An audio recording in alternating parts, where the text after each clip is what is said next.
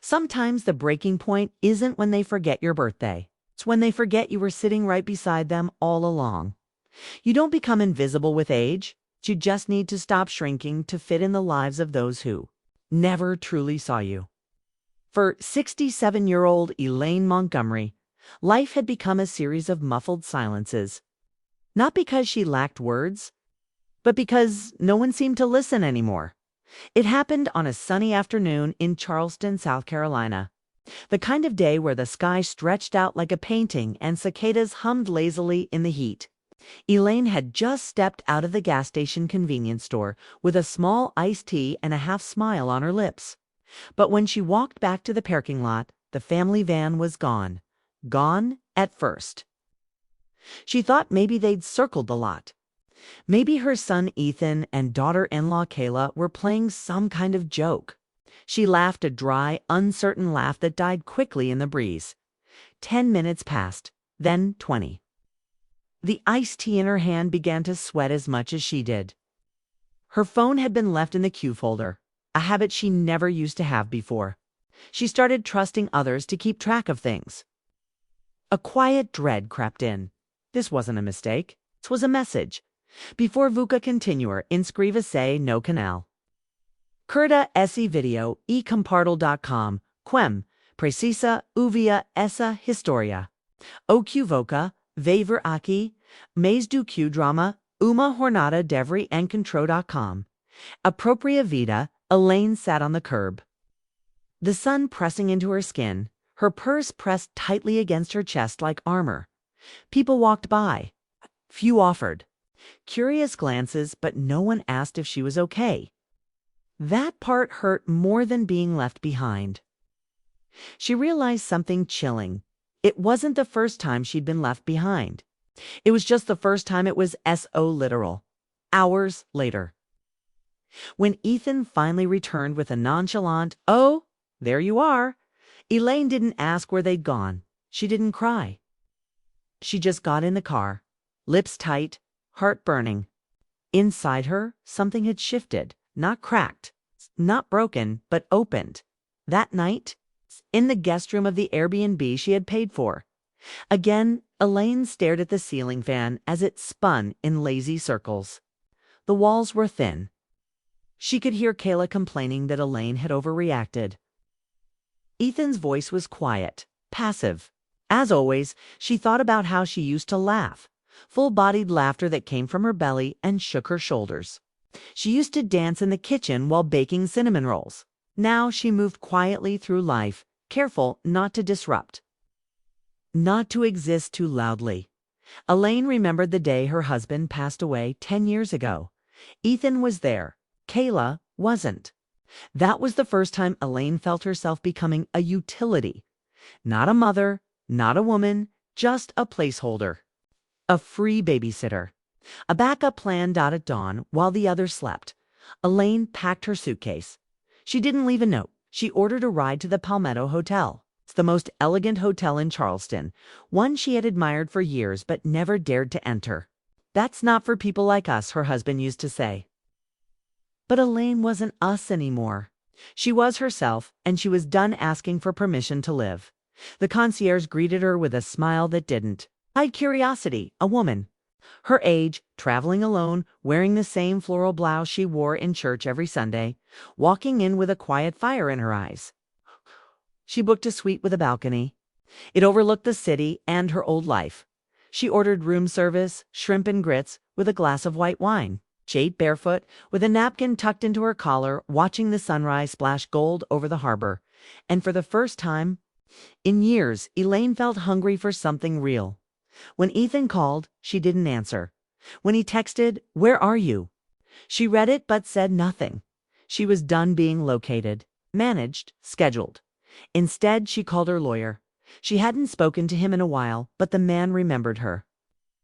"Mrs. Montgomery, what can I do for you?" "I want to revise my will," she said. "Remove Ethan and Kayla."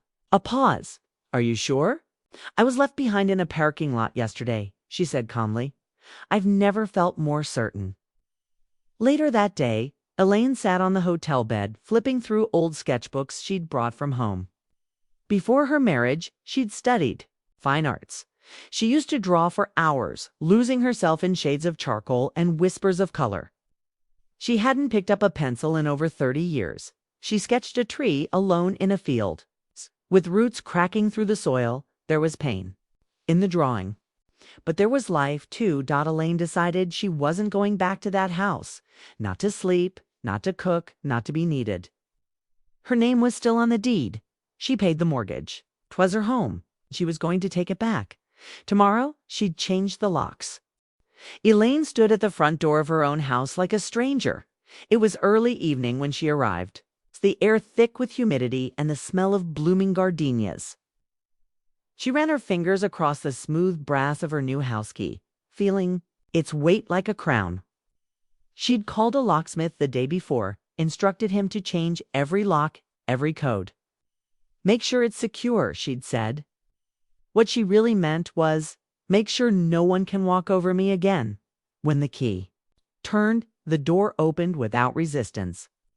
The house was quiet, almost reverent, as if it knew its mistress had finally returned. Her heels clicked across the hardwood floors with unfamiliar confidence. She didn't call out to announce her arrival. This wasn't a family visit. This was reclamation. Upstairs, the guest room door was closed, Ethan and Kayla's room.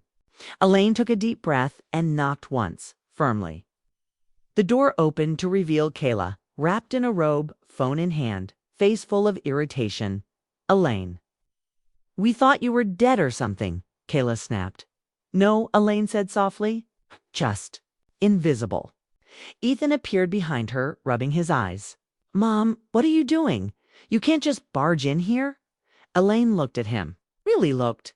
The boy she'd raised, kind, quiet, full of potential, was gone. In his place stood a man who let his wife mock the woman who had kept their lights on for years. "I'm not barging in," she said, voice calm. "This is my house. You no longer live here." Silence, then laughter, bitter scoffing, from Kayla. "You're kicking us out." She said, "Where are we supposed to go?" Elaine blinked. "That's not my concern anymore." Ethan stepped forward, confusion etched across his face. "Wait, what? You're not serious?" "I've taken care of everything," she continued. "I've given you time, money, patience. I've been your free babysitter, your silent supporter. I was left in a parking lot for 3 hours. Do you even realize that?" Ethan opened his mouth, closed it. Shame flickered in his eyes, but only briefly. "We didn't mean to," he muttered. Elaine gave a sad smile. "That's the problem. You never meant to, but you always did." He argued, pleaded, accused. But Elaine didn't flinch. Jay handed them an envelope, a printed letter written carefully that morning, giving them 1 week to gather their things and move. Her lawyer had reviewed it. It was ironclad. When they finally left the room in a huff, Elaine walked to her bedroom, untouched, still full of the past. She opened the windows. Light poured in like blessing. For days she moved through the house like a woman awakening from a long sleep. She donated the old couch, removed the dusty photos from the wall, all the curated smiles of forced holidays and birthdays. In their place, she hung a mirror and a painting she bought from a local artist, a single red bird in flight, wings sharp and wide. Elaine started cooking again, not for others, but for herself. Rich tomato soups, herbed chicken, a lemon cake that reminded her of summers past. She put music on jazz loud enough to fill the kitchen. She even danced a little barefoot, the way she used to. One evening as she watered the garden, a letter arrived in the mailbox, handwritten, with glitter stickers on the envelope. It was from Lila, her 11-year-old granddaughter. "Dear Grandma, I don't know why Mom says you're being selfish. I think you're brave. I miss your pancakes and your stories. I'm sorry we left you that day. I would never do that if it were my choice. Please don't hate me. I love you." Elaine pressed the letter to her chest and sat down on the porch steps. Tears came, but not like before. These were not tears of defeat. They were proof she still felt, still loved, still mattered. The next morning, she mailed back a letter of her own. Not to Ethan or Kayla, just to Lila. "My sweet girl, I could never hate you. I will always be here for you, just not in the same way. I'm learning how to be happy on my own, and I hope one day you'll do the same. Keep trying, keep asking questions, and always be brave enough to stand alone when it's right. That same week, Elaine booked a trip. New Mexico had been on her mind for years, specifically. A quiet retreat in Santa Fe she'd once dreamed about attending when she was younger. A place for women artists over 60. She had clipped an ad for it 2 decades ago and tucked it inside her journal. Now, she mailed in her application along with one of her recent sketches. She was accepted in less than a week. On the morning of her departure, she walked through her house one last time. She didn't feel sadness, only gratitude. For what? The house had taught her, for what she'd finally claimed. As the car pulled away, Elaine looked forward. Not just literally, she looked forward to herself. There's something about the air in Santa Fe that feels ancient, like it remembers every woman. Whoever came here to begin again? Elaine stepped out of the shuttle van and felt it instantly. The sun warmed her cheeks. The wind whispered past, her ears like an old friend. The retreat grounds were quiet, framed by adobe walls and tall cottonwood trees. Wildflowers bloomed along the paths, untamed and brilliant. It smelled of cedar, earth, and sage. She was greeted by a silver-haired woman named Celeste, who had paint smudges on her fingers and eyes that sparkled with mischief. "Welcome, Elaine. This place changes people," she said, pressing a hand over her heart, "but only if you let it." Elaine gave a half-smile. "That's exactly why I came." The other women were just as intriguing, all over 60, all artists in hiding or in bloom. Some had lost husbands, others had escaped. Bad marriages, demanding children, lonely apartments. One had just beaten breast cancer. Another had never married but spoke of heartbreaks that lasted decades. They didn't compare wounds. They simply nodded, understanding. Elaine's room was small but warm, with a window that faced the mountains. She unpacked slowly, placing her sketchbook on the desk like a sacred object. She hadn't drawn seriously in years, not since before she was a wife, or a mother, or a forgotten presence in her own home. That night they sat in a circle beside a fire. No introductions, no resumes. Just stories. When it was her turn, Elaine hesitated. "I was left in a parking lot," she said softly. 3 hours. I waited, in the sun, while my son and his wife laughed somewhere else. And that's when I realized I wasn't even hurt anymore. I was empty, like I'd been disappearing for years and finally vanished. No one gasped. No one said, "How terrible."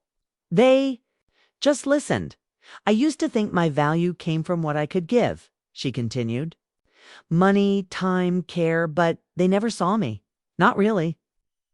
And I let that happen. I stayed quiet, grateful to be included." Elaine's voice cracked. "But I'm done begging to be seen." The silence that followed was not heavy. It was reverent. Then Celeste leaned in and said, "You are here now. You're whole. Let's make something out of that." The next morning, Elaine stood in the studio, sunlight pouring through the skylight above. She dipped her brush in bold red paint and began to work. At first, her strokes were tentative. A line here, a blotch there. But as the hours passed, her hands remembered. Her body remembered. Creating wasn't something she'd forgotten. It was something she'd buried. The canvas slowly came to life. A silhouette of a woman in a storm, arms raised to the sky. Her hair wild, her face obscured, her feet rooted in dark earth. Behind her, a flash of golden light, not lightning, but something rising from inside her. Elaine painted like she was praying.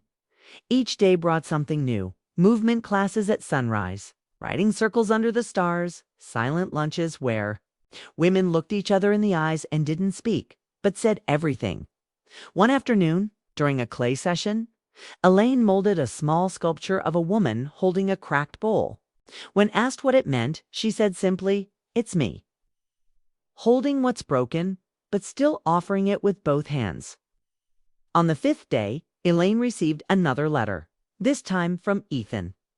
Mom, I don't know what to say. Lila misses you terribly. Kayla's angry, but I can see now how much we leaned on you without ever giving back. I won't ask for anything, just if you ever feel ready, I'd like to talk. Not about the house, about us. She folded the letter and didn't answer right away. She needed time. Boundaries weren't punishments. They were love turned inward. That night, Elaine finished her painting. When she stepped back, she cried. Not because it was beautiful, though it was, but because it looked like someone she wanted to know. Someone fierce. Someone free. The final day of the retreat arrived with an art showcase. Each woman displayed their work in the courtyard. Strangers walked through, admiring, asking questions. Elaine stood beside her canvas, unsure of what to expect. A man, perhaps late 50s, with a kind face and a camera slung over his shoulder, stopped and studied her painting for a long time. Did you paint this? He asked. I did. It looks like resurrection. Elaine smiled. That's exactly what it is. He looked at her, curious. Would you ever want to be interviewed for a piece I'm doing on late blooming artists? She tilted her head. I'm not blooming late, I'm blooming now. That's all that matters. He laughed, delighted. Fair enough. Still, may I contact you? Elaine gave him her email. Why not? The world was bigger than she remembered. That night, she stood alone on the balcony, looking up at a sky so clear it hurt. The stars didn't blink. They blazed. She wasn't sad, she wasn't angry, she wasn't even lonely. She was Elaine. For the first time in decades, that was enough. 2 weeks had passed since Elaine left the retreat, and yet silence still lived inside her. Back in Santa Monica, she no longer saw her condo as a place of exile, but as a canvas. She opened windows she used to keep shut. She bought fresh flowers. She rearranged furniture. Her studio space, once a forgotten corner in the guest room, became sacred ground. Each morning she painted.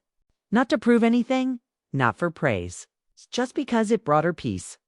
One Tuesday, as she rinsed brushes in the sink, her phone buzzed. A video message from Leela. Elaine hesitated, breath catching in her throat. She pressed play. The screen filled with her granddaughter's face.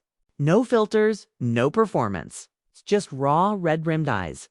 Grandma, I miss you. I've been thinking about that day in the parking lot. I didn't speak up. I saw what they were doing, leaving you there like luggage, and I stayed silent. Sorry. Elaine felt her knees weaken. She sat. I told Dad and Kayla it was wrong, but I didn't fight hard enough. I didn't know how, but I'm learning.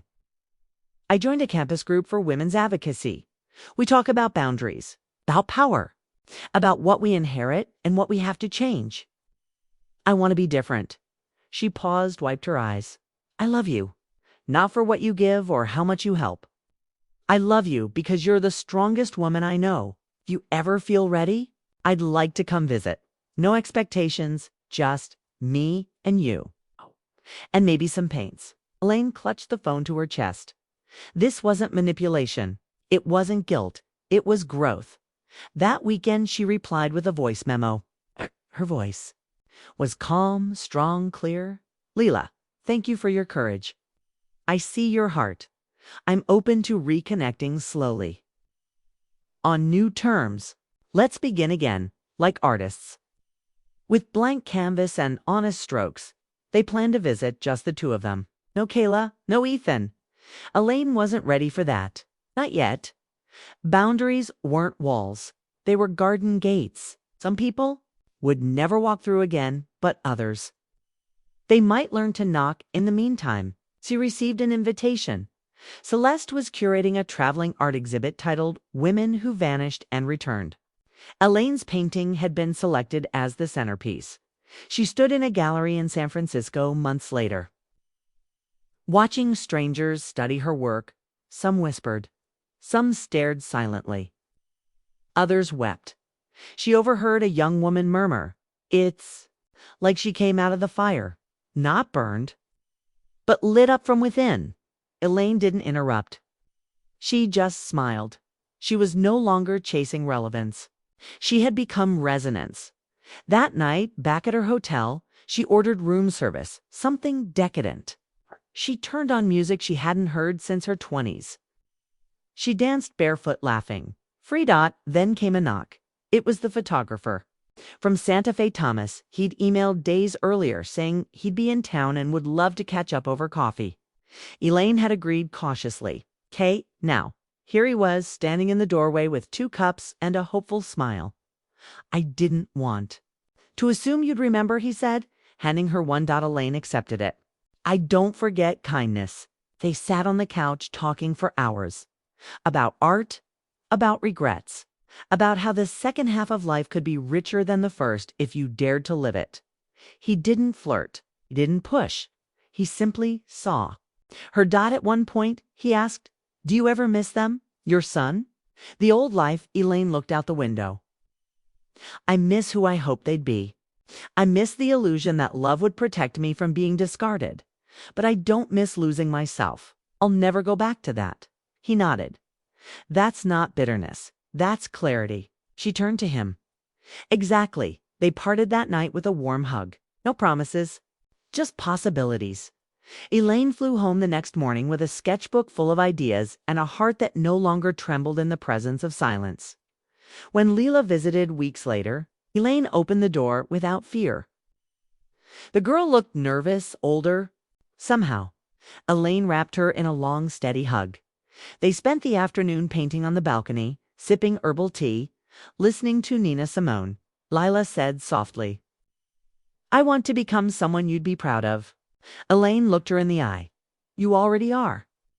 Later that night, as Lila packed her things, she turned and asked, "Grandma, do you think people like Kayla ever change?" Elaine considered. "Maybe, but that's not your job to wait and see. Some people change. Some just learn new ways to pretend.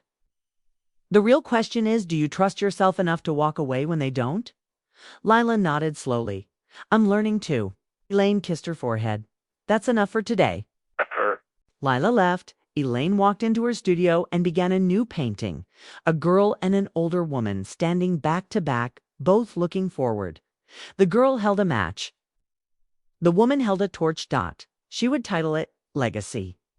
The letter arrived without warning.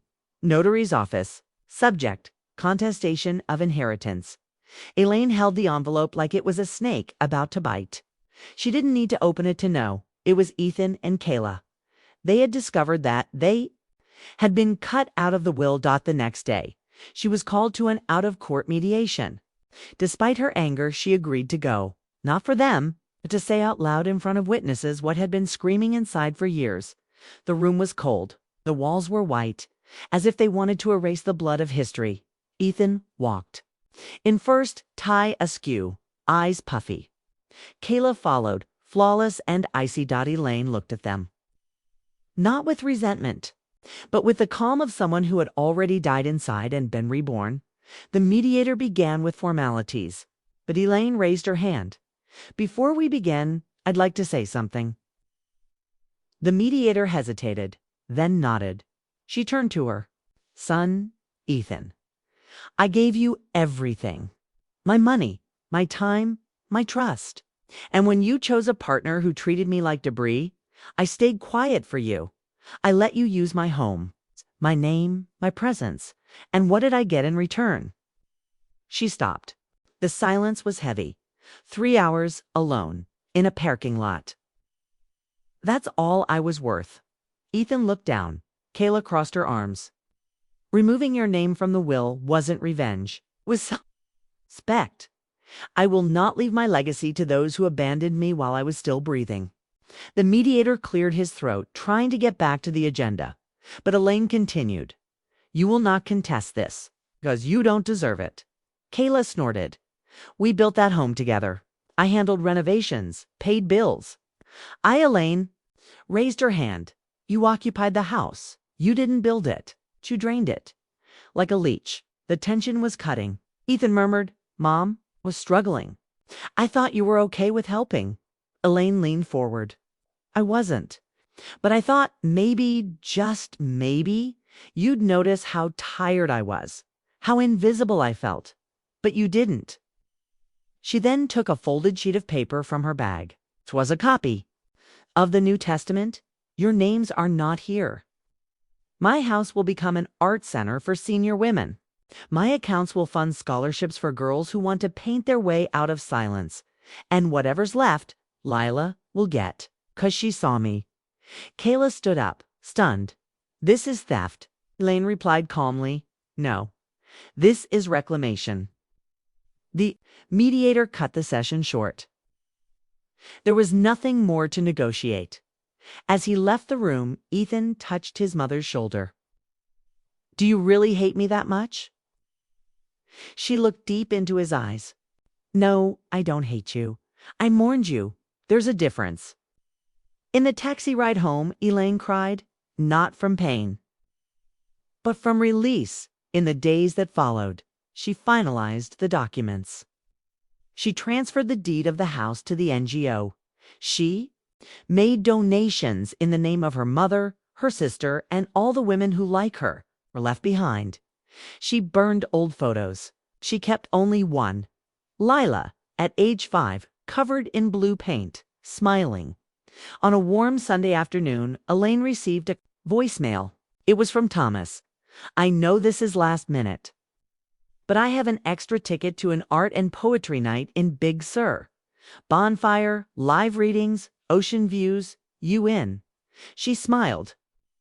Before, she would have said, "Next time." But now, she replied, "I'll bring the wine." That night, sitting by the fire with the sound of the sea and distant laughter, she recited a passage from a poem she had written. "I was not discarded. I was planted in silence. And now I bloom loud." The audience applauded. Thomas held his hand. She wasn't in love. Not yet, but she was open. And that was enough. Back in Santa Monica, the days passed easily. Elaine woke up early, watered the plants, painted, and received visits from her granddaughter. One day, when he opened his mailbox, he found a small envelope. No return address. Inside was a silver pendant in the shape of a paint palette. A note accompanied it to the woman who taught me how to see, not just color, but courage. "Love, Lila." Elaine smiled. She put the necklace in her chest. For the first time in a long time, she felt complete. Not because someone else completed her, but because she had picked up all the pieces and turned them into art. The suitcases were packed, 2 small ones, one for clothes, the other just with blank canvases, paintbrushes, and a notebook. Santa Fe was waiting. Was Longry Lane locked the door of her house for the last time? It was no longer the family home. It was now the Elaine Harper Center for Creative Women. Was. The sign was already being installed in the garden. Before leaving, she walked along the porch. It's a place where she had cried alone so many times. It's where she had waited for visitors who never came. Where she had sat for hours in the sun, pretending she was fine. Now she left this place by choice, not for escape, but for liberation. At the airport, the attendant looked at her passport and then at her traveling alone. Elaine responded with a serene smile. "No, I'm bringing all the parts of me I had forgotten." Santa Fe was like a living painting. The sky seemed wider, the air lighter, and the sound of the dirt roads like an invitation to simplicity. The artist's retreat was located in an old renovated farmhouse. Wooden ceilings, the smell of fresh paint, women laughing loudly, and embracing silence with equal respect. Elaine was greeted with a hug by Carmen, the coordinator. "We've been waiting for you." The room was simple: a bed, a table, a window overlooking the desert, and an entire empty wall to paint. The first morning, he sat in front of the blank canvas. He took a deep breath. His hand hesitated. But then he remembered Lila's letter, the necklace, the poetry by the fire. She dipped the brush into the blue. Blue like her mother's eyes. Blue like her sister's favorite dress. Blue like the paint on Lila's face. Blue like the sky of a new beginning. The hours passed without haste.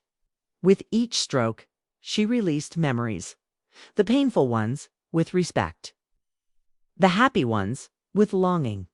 The ones that didn't make sense, with lightness. During dinners at the retreat, they shared stories. Women in their 60s, 70s, 80s, some in mourning, others rebuilding. All with one thing in common, the desire to feel again. One night, Carmen asked each of them to write a letter to themselves 10 years ago. Elaine wrote, "You are not a dear me. You are not a burden. You are not invisible. You are allowed to stop waiting for them to notice. You are allowed to bloom without apology. It's okay to choose yourself. You are not too late. You are right on time." On the last day of the retreat, there was a group exhibition. Each artist chose a work to display. Elaine chose the first canvas, an intense blue with brushstrokes that looked like wind in motion. Below the frame, he simply wrote, "I stayed, then I left, then I arrived." Visitors stopped in front of the screen and became emotional. Cried silently. Others smiled. A woman approached, gray hair braided, tired eyes. She said, "I thought I was the only one." Elaine replied, "You never were. We just weren't allowed to speak." Back in Santa Monica, months later, Elaine was receiving letters and emails from other women who had come across her work. Some had passed through the art center, found it in her name. Others had read her writing in local magazines. She was invited to speak at a public school. Topic: Reinvention in Maturity. She took to the stage with her hair tied up in a bun, wearing a dress embroidered with traces of paint. She told her story. From abandonment to reunion. From invisibility to impact. In the end, a young woman approached her. "My grandma's been so sad since Grandpa passed. I think you gave me a way to help her find color again." Elaine held the girl's hand. "Tell her to start with blue." On a sunny Sunday, Lila arrived to visit. Now a teenager, she brought a notebook full of drawings and poems. "Grandma, I want to be like you. Not afraid to start over." Elaine smiled. "Then promise me one thing. Never let anyone convince you that you're too late." That lie kills more dreams than failure ever did. They spent the afternoon painting together as the sun set. Elaine looked up at the orange sky. She thought of all she had left behind, all she had rebuilt. And more than that, all she had inspired others to do again. She finally understood that. It wasn't just about winning or losing. It was about getting herself back, about no longer begging for space, but taking her place with dignity. She was no longer the forgotten mother or the available grandmother. She was Elaine Harper, artist, woman, phoenix, and that no one could take away from her.